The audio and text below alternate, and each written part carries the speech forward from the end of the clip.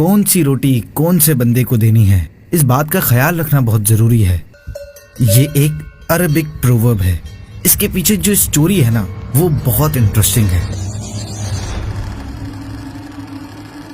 یہ پرانے عربوں کی بات ہے، ان کے یہاں یہ ہوتا تھا کہ شادی کی تقریب میں ایک مخصوص ڈش کے طور پر روسٹڈ گوشت بنتا تھا۔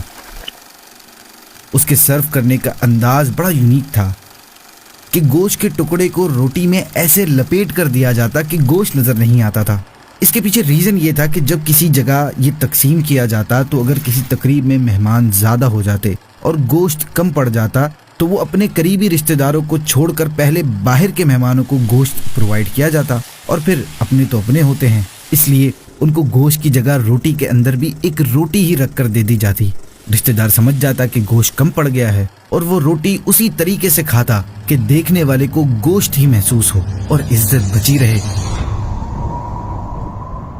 ایسے ہی ایک بار ایک غریب شخص کے یہاں تقریب تھی اور گوشت کم پڑ گیا، تو اس نے بغیر گوشت کے روٹی کے اندر روٹی لپیٹ کر اپنے چند قریبی ریلائبل رشتہ داروں کو پیش کی تاکہ شرمندگی سے بچا جا سکے۔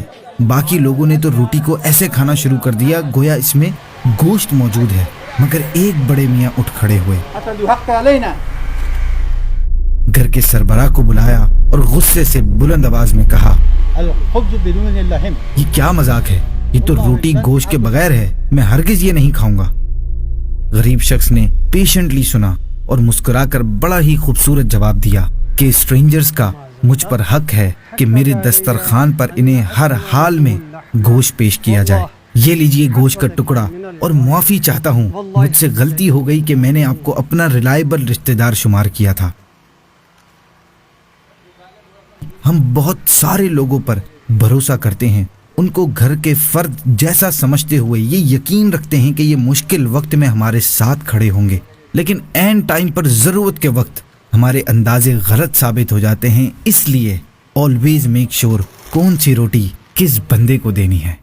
فرمان مصطفیٰ صلی اللہ علیہ وسلم ہے، جو دنیا میں کسی بندے کی پردہ پوشی کرے گا، اللہ پاک قیامت کے دن اس کی پردہ پوشی فرمائے گا۔